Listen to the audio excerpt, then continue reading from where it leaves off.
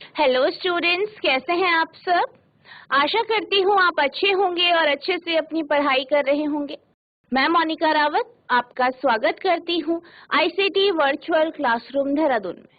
बच्चों, आज हम क्लास 10th का जो आपका सब्जेक्ट है साइंस, उसका पिछले साल का यानी लास्ट ईयर 2022 का क्वेश्चन पेपर हम सॉल्व कर रहे हैं। तो बच्चों, अब हम चलते हैं अपने स्मार्ट बोर्ड की तरफ। तो बच्चों, आज का हमारा जो पहला प्रश्न है वो ये है, प्रकाश के अपवर्तन के नियम लिखिए, यानी write laws of refraction of light. यानी आपको प्रकाश के अपवर्तन के नियम लिखने हैं। ये क्वेश्चन आपका 2 मार्क्स का क्वेश्चन है। तो अगर हम बात करें लॉ ऑफ रिफ्लेक्शन की, रिफ्रैक्शन की, तो आप ये जानते हैं कि जो लॉ ऑफ रिफ्रैक्शन है वो आपका पहला जो लॉ है वो ये है कि जो आपका अपतित किरण होती है, अपवर्तित किरण होती है और आपतन बिंदु जो होते हैं, ये सब एक ही प्लेन में लाई करते हैं। यानी जो आपकी इंसिडेंट रे है, रिफ्लेक्टेड रे है, नॉर्मल है, और जो दो ट्रांसपेरेंट मीडियम यानी जो आपने दो पारदर्शी माध्यम लिए हैं, उनके बीच का जो तल है वो भी क्या करता है, एक ही प्लेन में, एक ही सतह पे होता है। और जो उसका दूसरा लॉ है, दूसरा जो नियम है वो ये है कि sine of angle of incidence, यानी जो आपका अपतन कोण है उसका साइन यानी उसका ज्या, और आपका जो रिफ्रैक्शन एंगल ऑफ रिफ्रैक्शन है उसका साइन, इन दोनों का जब हम रेशियो लेते हैं तो ये आपका कांस्टेंट होता है किसी भी कलर की लाइट के लिए, किसी भी मीडियम के लिए, और इसको हम स्नेल्स लॉ कहते हैं। तो बेसिकली इससे आप किसी भी ऑब्जेक्ट का रिफ्रैक्टिव इंडेक्स निकालते हैं, जिसको आप देख सकते हैं यहाँ पे हमने n से रिप्रेजेंट किया है, यानी जो अपवर्तनांक है उसे हमने n से रिप्रेजेंट किया है। तो अपवर्तनांक जो बराबर है sine of i upon sine of. तो आप इस क्वेश्चन का आंसर इस तरीके से लिखेंगे। आप यहाँ पे डायग्राम भी देख सकते हैं, यहाँ पे हमने डायग्राम भी दिखा रखा है कि कौन सी आपकी इंसिडेंट रे है। आप देख सकते हैं कि एक इंसिडेंट रे है,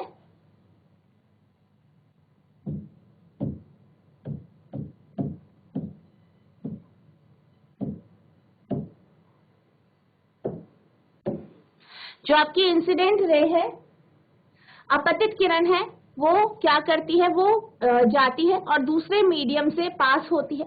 आप यहाँ देख सकते हैं पहला मीडियम जो है आपका रेयरर मीडियम है, ठीक है, विरल माध्यम है, और जो मीडियम 2 है यानी माध्यम 2 है वो आपका सघन यानी डेंसर मीडियम है।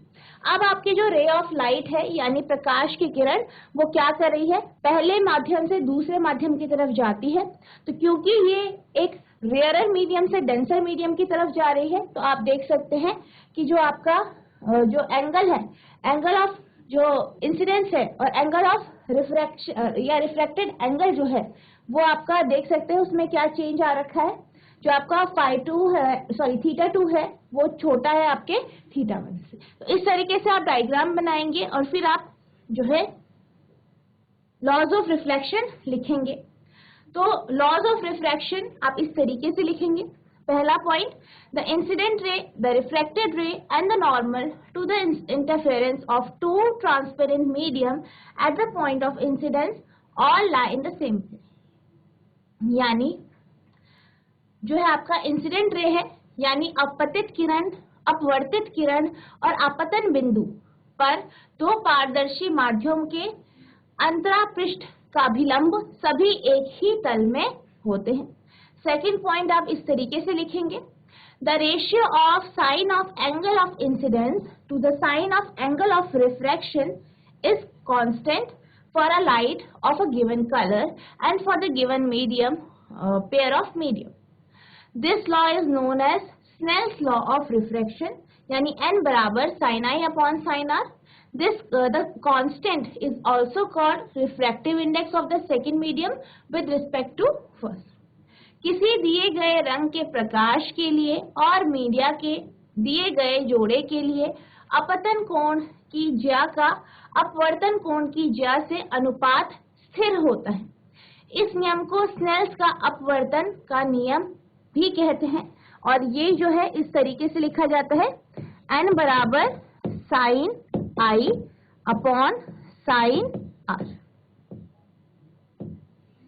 इस नियतांक को पहले माध्यम के सापेक्ष दूसरे माध्यम का अपवर्तनांक भी कहते हैं। तो इस तरीके से आप इस क्वेश्चन का आंसर देंगे। अब हम चलते हैं अपने अगले प्रश्न की तरफ। तो हमारा जो अगला प्रश्न है वो ये है, विद्युत मोटर का नामांकित आरेख बनाकर इसके सिद्धांत तथा कार्यविधि को समझाइए। Explain the principle and working of electric motor by drawing its labeled diagram। यानी आपको क्या करना है, इलेक्ट्रिक मोटर का डायग्राम बनाना है, उसका आरेख बनाना है और उसको पूरा अच्छे से लेबल करना है, यानी उसके हर एक जो उसका पार्ट है, जो भी उसका भाग है, उसकी नाम आपको उसके सामने लिखना है और उसकी वर्किंग और प्रिंसिपल आपको बताना है कि इसका वर्किंग क्या है, इसका कार्यविधि क्या है और इसका प्रिंसिपल यानी सिद्धांत क्या है, किस सिद्धांत पे ये काम। तो अगर हम इलेक्ट्रिक मोटर की बात करें तो आप ये जानते हैं कि जो आपका इलेक्ट्रिक मोटर होता है वो इलेक्ट्रिकल एनर्जी को मैकेनिकल एनर्जी में कन्वर्ट करता है, यानी वो आपकी जो विद्युत ऊर्जा है उसे यांत्रिक ऊर्जा में परिवर्तित करता है।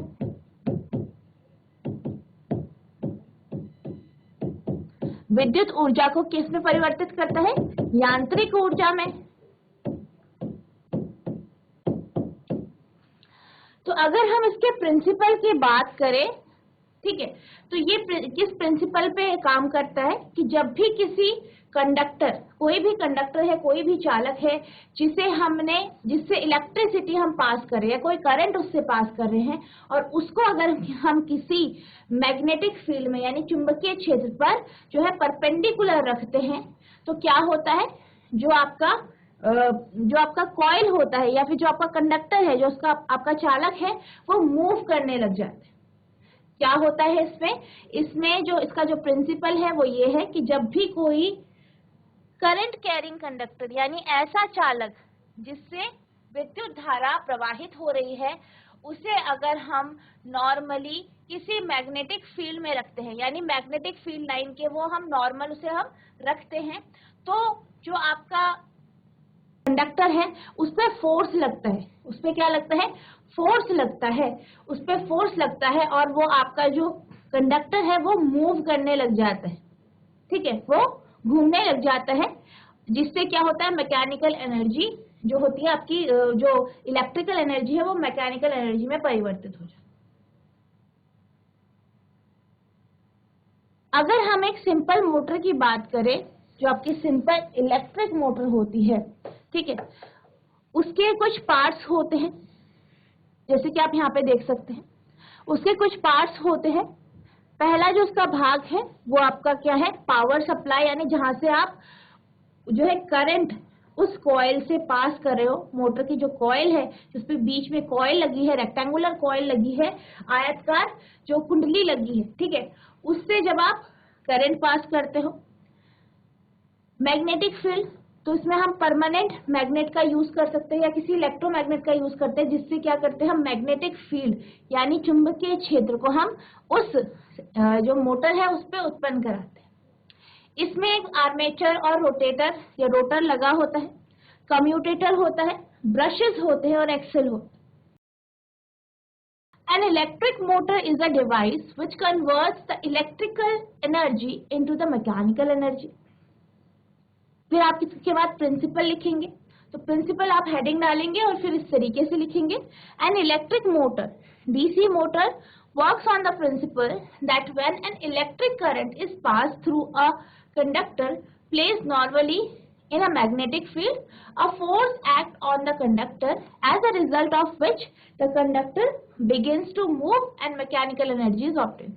यानी जो आपका इलेक्ट्रिक मोटर होता है वो एक सिद्धांत पे काम करता है। वो सिद्धांत यह है कि जब आप किसी भी कंडक्टर को, किसी भी चालक को, उससे आप इलेक्ट्रिसिटी को या इलेक्ट्रिक करंट को यानी विद्युत धारा को अगर आप प्रवाहित कराते हैं और उसे आप मैग्नेटिक फील्ड के बीच में नॉर्मली रखते हैं, तो एक जो फोर्स है ठीक है, जब आप उसे क्या करते हैं, किसी मैग्नेटिक फील्ड के बीच में नॉर्मली रखते हैं, तो एक फोर्स जो है, एक जो है बल लगता है उस कंडक्टर में, जिस कारण आपका वो चालक जो है वो मूव करने लग जाता है और आपको मैकेनिकल एनर्जी यानी यांत्रिक ऊर्जा प्राप्त होती है।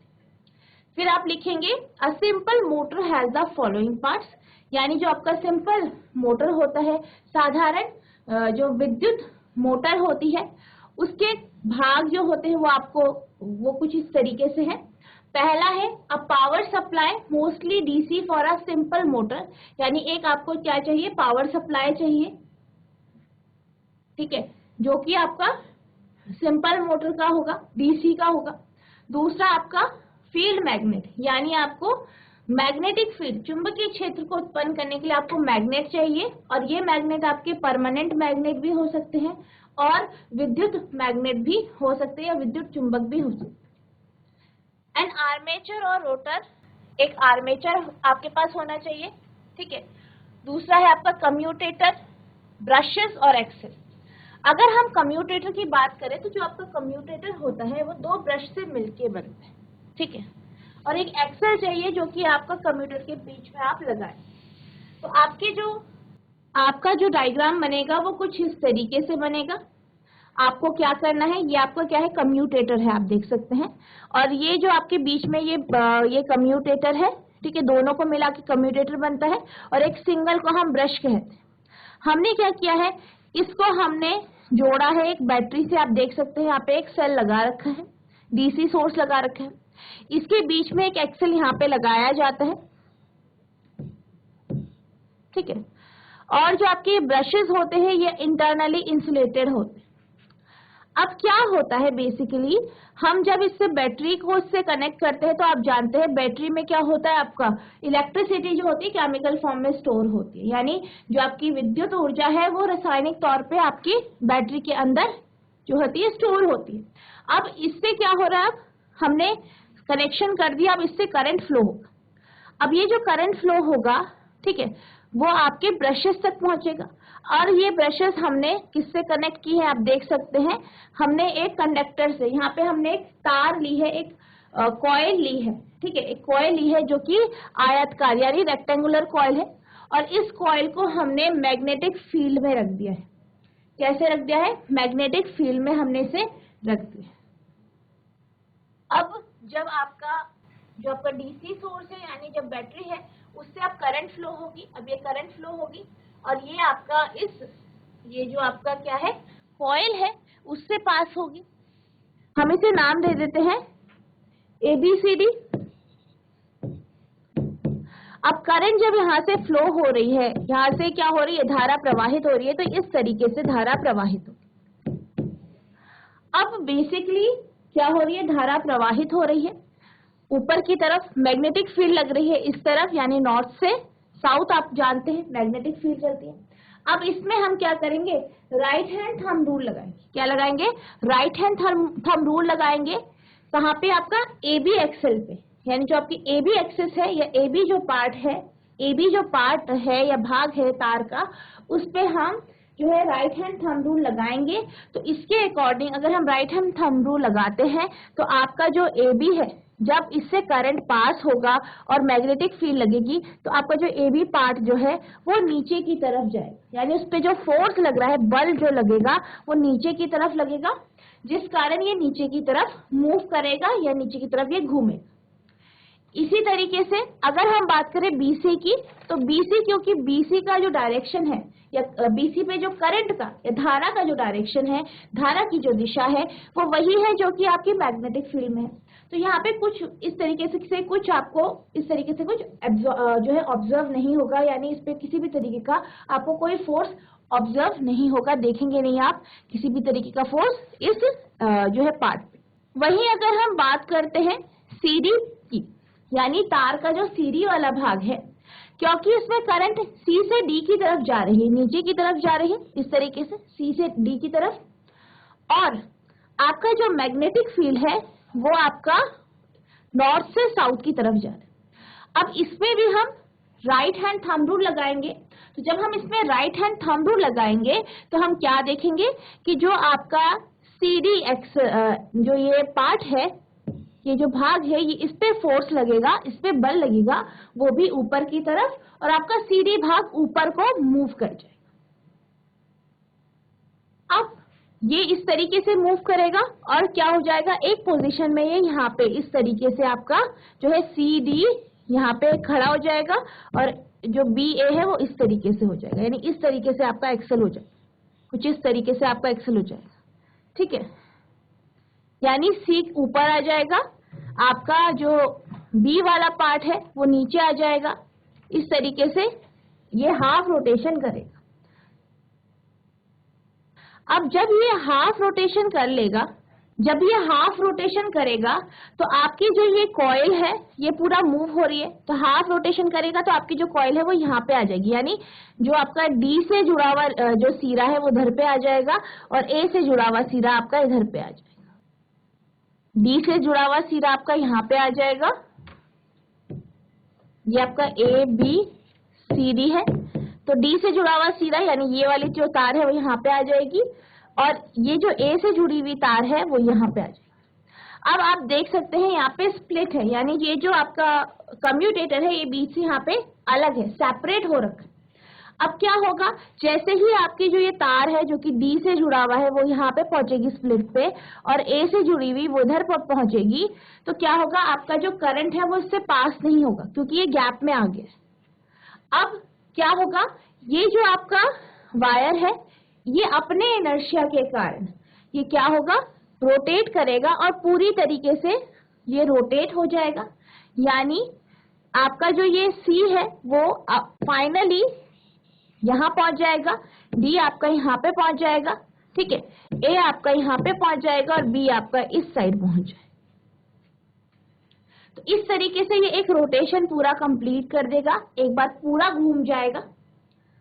अब फिर आपका जो है A एक्सेल आपका इस पार्ट से जुड़ गया है जो नीले रंग का पार्ट है, D एक्सेल पीले पार्ट से जुड़ गया है। अब फिर से ऐसे ही कनेक्शन होगा, फिर से क्या होगा, करंट फ्लो करेगा इस तरीके से, ठीक है, फिर करंट फ्लो होगा, फिर जो आपका CD पार्ट है वो नीचे की तरफ जाएगा, AB पार्ट ऊपर की तरफ जो है रोटेट करेगा और इस तरीके से आपकी जो ये वायर है या ये जो तार है या ये जो कंडक्टर है ये गोल गोल घूमेगा और इस तरीके से जो है आपका जो इलेक्ट्रिक मोटर है वो कार्य करेगा। आई होप आपको ये समझ में आ गया होगा। तो आप इसकी जो वर्किंग है आप इस तरीके से लिखेंगे, the working of an electric motor is based on the fact that a current carrying conductor produces a magnetic field around it। यानी ये किसके ऊपर डिपेंड कर रहा है कि जब भी आपका जो इलेक्ट्रिक मोटर है वो किसके ऊपर, जो बेस है किसके ऊपर काम कर रहा है, कि जब भी आप किसी करंट कैरिंग कंडक्टर यानी ऐसा चालक जिससे धारा प्रवाहित हो रही है वो क्या करता है, वो मैग्नेटिक फील्ड यानी चुंबकीय क्षेत्र को उत्पन्न करता है। तो आपका जो इलेक्ट्रिक मोटर है वो इसी के ऊपर कार्य करता है। Take two bar magnets and keep the poles facing each other with a small space in between। यानी आपको क्या करना है, दो बार मैग्नेट लेने हैं, ठीक है, छड़ चुंबक लेने हैं और इनके जो पोल्स है, इनके जो ध्रुव है उनको एक दूसरे के सामने रख देना है और बीच में कुछ जगह छोड़ देनी है। Now take a small length of conducting wire and make a loop। अब आपको क्या करना है, एक छोटा सा जो है तार लेनी है, ठीक है, चालक तार लेनी है और उसका लूप बनाना है। Keep this loop in between the space between the magnets such that it is still with in the sphere of influence of the magnet. और आपको इस लूप को इस तरीके से रखना है मैग्नेट के बीच में कि इन पे जो है मैग्नेट का प्रभाव पड़े, यानी जो चुंबक है उनका इसमें प्रभाव पड़े, इस पे जो है मैग्नेटिक फील्ड के इन्फ्लुएंस में या मैग्नेटिक फील्ड या चुंबकीय क्षेत्र के प्रभाव में ये जो आपका कंडक्टर है या लूप है वो आ जाए।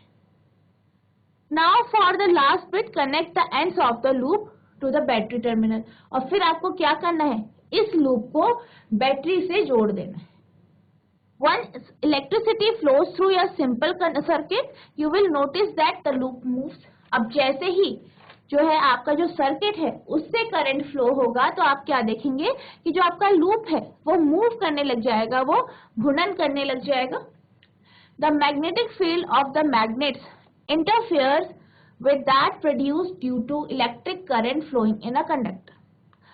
अब जो आपका मैग्नेटिक फील्ड है, ठीक है, जो आपके मैग्नेट्स हैं, ठीक है, उसकी जो मैग्नेटिक फील्ड है वो आपका जो कंडक्टर है, जो चालक है जिससे करंट या धारा प्रवाहित हो रही है, उसके साथ वो इंटरफेयर करेगा।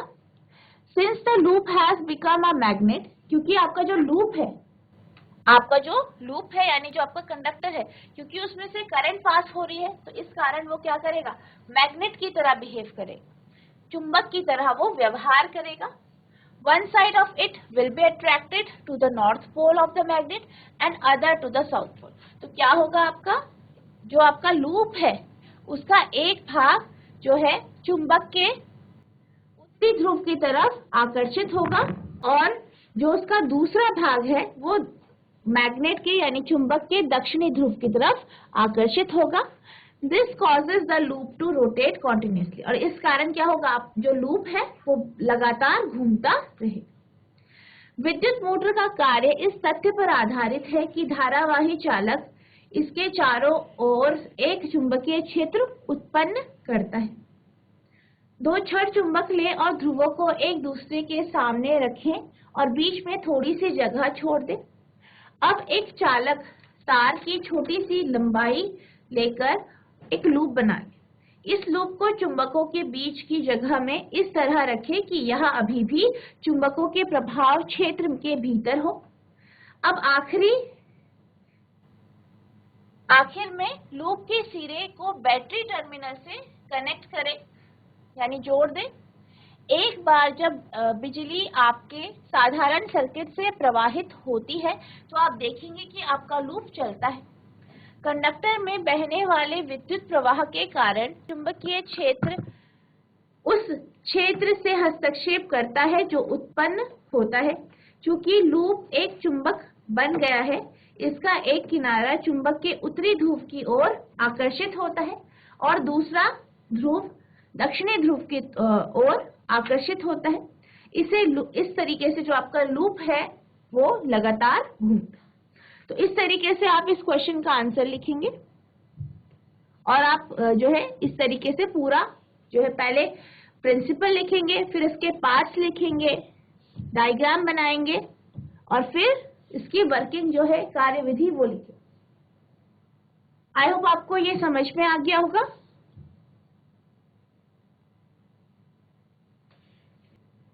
अब हमारा जो अगला प्रश्न है वो ये है और आप यहाँ पे देख सकते हैं, यहाँ पे अथवा लिखा है, यानी जो आपका पहला प्रश्न था, जो आपका ये विद्युत मोटर का जिसमें आपको प्रिंसिपल और कार्यविधि लिखनी थी, आपको इस क्वेश्चन में, क्वेश्चन 22 में इसमें और इसमें आपको ऑप्शन दिया गया।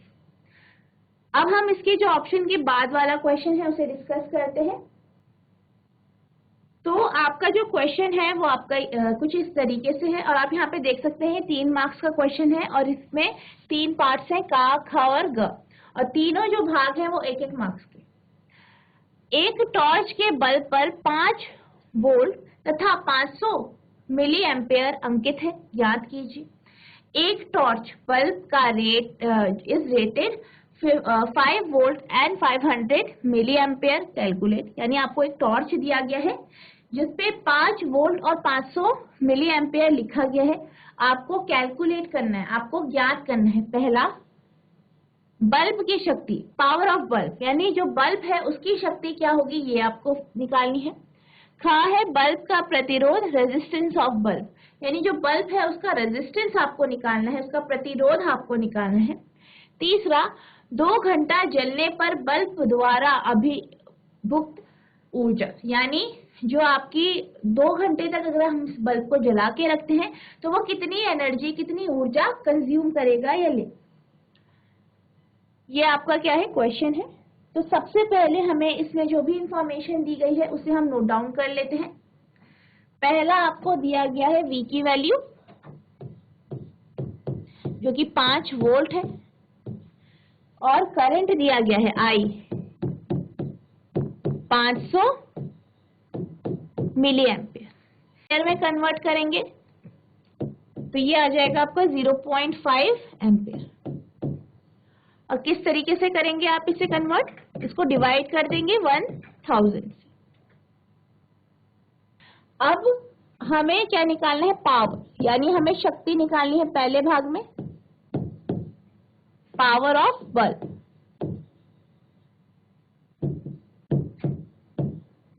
बल्ब की शक्ति,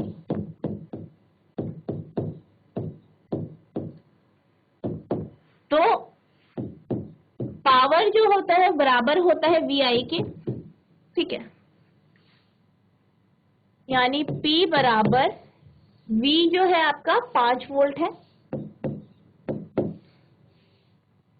I आपका 0.5 0.5, इसे हम सॉल्व करेंगे तो ये आ जाएगा हमारा 2.5 वॉट। तो ये पावर आ गई 2.5 वॉट। अब सेकंड है रेजिस्टेंस ऑफ बल्ब, यानी आपको बल्ब का रेजिस्टेंस निकालना है, प्रतिरोध निकालना है। सेकंड पार्ट यानी आपका जो है ख पार्ट,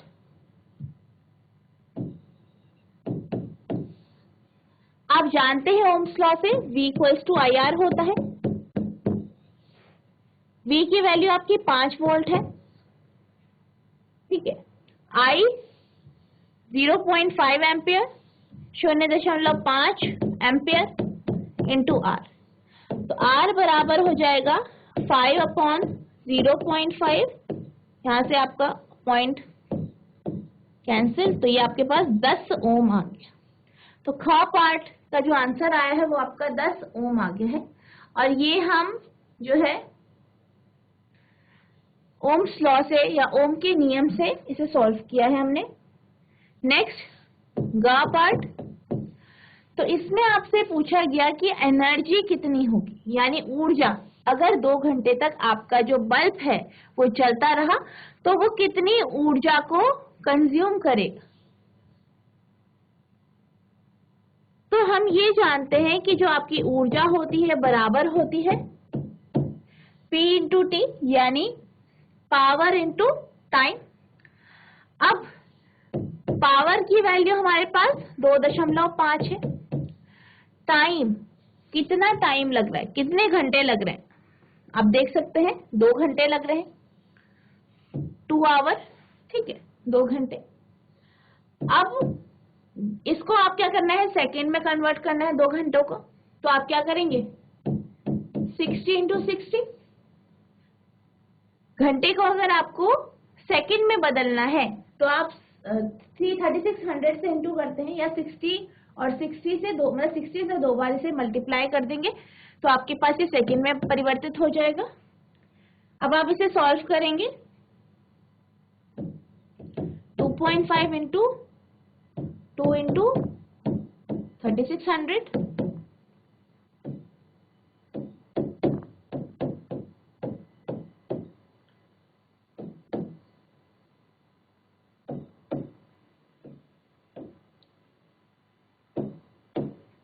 तो जब हम इसे सॉल्व करेंगे तो हमारे पास आ जाएगा 1800 जूल, या आप कह सकते हैं 18 किलो जूल।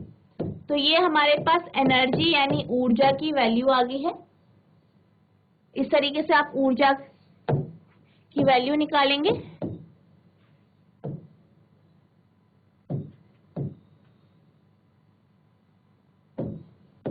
इस तरीके से आप इस क्वेश्चन को सॉल्व करें। आई होप आपको ये क्वेश्चन समझ में आया होगा। अब हम चलते हैं अगले प्रश्न की तरफ। तो आज का आपका जो अगला प्रश्न है वो ये है, 4 सेंटीमीटर लंबी वस्तु 20 सेंटीमीटर फोकस दूरी वाले उत्तल लेंस से 30 सेंटीमीटर की दूरी पर रखी गई। यानी कि एक आपके पास उत्तल लेंस है, यानी कन्वेक्स लेंस है, उसकी जो है फोकल दूरी या फोकल लेंथ जो है वो 20 सेंटीमीटर है, और एक वस्तु उसके सामने रखी गई है जो कि 4 सेंटीमीटर लंबी। लेंस द्वारा बनने वाले प्रतिबिंब की स्थिति, प्रकृति तथा आकार ज्ञात कीजिए। यानी जो ये लेंस है इसके द्वारा जो प्रतिबिंब बनेगा, जो इमेज बनेगी, उसकी स्थिति यानी वो कहाँ पे स्थित है, उसकी पोजीशन क्या है, उसकी प्रकृति यानी वो किस तरीके का है, क्या नेचर है उसका, और उसका आकार यानी साइज कैसा होगा, बड़ा होगा छोटा होगा, ये आपको निकालना है। तो सबसे पहले हमें जो इंफॉर्मेशन दी गई है उसे हम नोट डाउन कर लेते हैं। तो आपको क्या दिया गया है, जो वस्तु है उसकी लंबाई दी गई है, इसे हम h से रिप्रेजेंट कर सकते हैं, 4 सेंटीमीटर। अब आपसे ये कहा गया है कि जो वस्तु है वो आपके उत्तल लेंस के सामने रखिए। अब आप जानते हैं कि जैसे कि आपका कन्वेक्स लेंस है, ये आपका कन्वेक्स लेंस है, उत्तल लेंस है, तो वस्तु इस साइड रखी जाती है। तो आपकी जो वस्तु होगी उसकी जो पोजीशन है, उसकी जो स्थिति है वो हम नेगेटिव में लेंगे यानी -30 सेंटीमीटर। अब हम इसकी फोकल लेंथ की बात करें तो आप जानते हैं इसका जो फोकल लेंथ है या फोकल दूरी है कॉन्वेक्स लेंस की, वो पॉजिटिव होती है, ठीक है, यानी 20 सेंटीमीटर।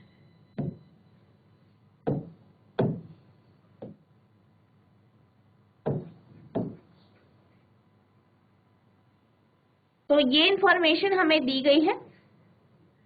अब हम क्या करते हैं, हमें क्या क्या निकालना है, स्थिति यानी v की वैल्यू निकालनी है, पोजीशन निकालनी है, प्रकृति निकालनी है यानी उसकी प्रकृति कैसी होगी, वो रियल है, वास्तविक है या आभासी है, उसका आकार कैसा है, उसका साइज कैसा है, ये हमें निकालना है। तो सबसे पहले हम v निकालते हैं। तो इसके लिए हम जो है लेंस फॉर्मूला का यूज करेंगे। आप जानते हैं लेंस फॉर्मूला से 1/f बराबर 1/v माइनस 1/u होता है। अब f की वैल्यू कितनी है, 20 + 20 है। v की वैल्यू कितनी है निकालनी है आपको, u की वैल्यू आपको -30 दी। अब 1/20 यानी 1/20 बराबर 1/v प्लस 1/30 यानी 1/30। अब हम क्या करेंगे, 1/v को ऐसे रख लेंगे और ये आपका लेफ्ट हैंड साइड में हम 1/30 को ले जाएंगे, तो 1/v हो जाएगा आपका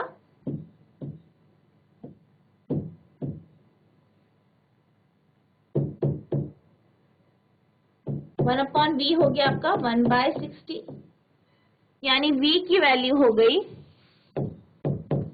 60 सेंटीमीटर, 60 सेंटीमीटर। तो हमें पता चल गया कि आपका जो प्रतिबिंब है उसकी पोजीशन यानी उसकी स्थिति क्या होगी। अब हमें क्या निकालना है, मैग्निफिकेशन निकालना है कि इसका साइज क्या होगा, उसकी प्रकृति क्या होगी, ये हमें निकालना है। तो आप जानते हैं जो मैग्निफिकेशन होता है, ठीक है, आवर्तन जिसे आप कहते हैं, बराबर होता है v/u के। v की वैल्यू 60 आई है, u की वैल्यू -30 है, यानी आवर्तन यानी मैग्निफिकेशन -2 आ जाएगा।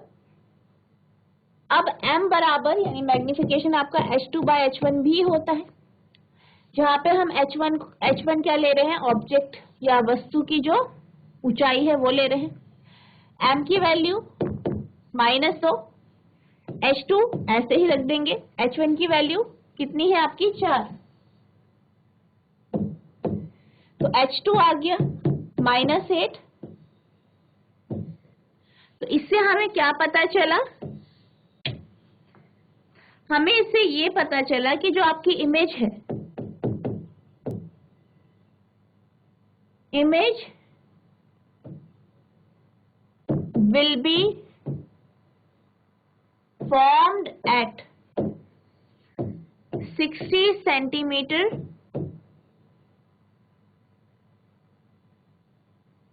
from the lens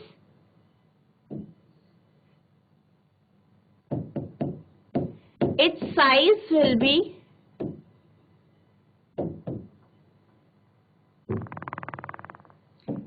8 centimeter and it will be real and inverted.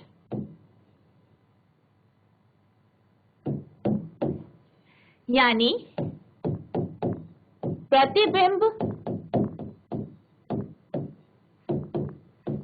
Lens से 60 सेंटीमीटर की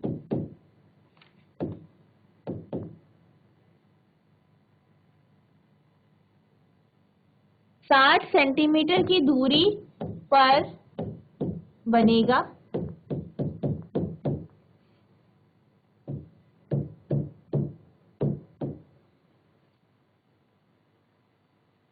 इसकी ऊंचाई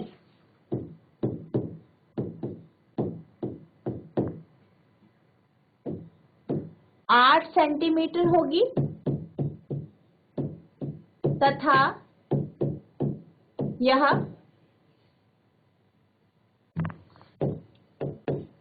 वास्तविक तथा उल्टाव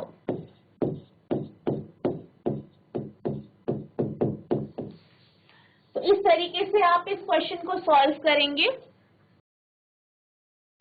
तो बच्चों, मैं आशा करती हूँ जो मैंने आज आपके साथ क्वेश्चंस डिस्कस किए वो आपको समझ में आ गए होंगे। आपने इन्हें ध्यानपूर्वक सुना होगा और नोट डाउन भी किया होगा। तो बच्चों, आज के लिए बस इतना ही। मिलते हैं अब नेक्स्ट सेशन में। तब तक के लिए thank you and have a nice day.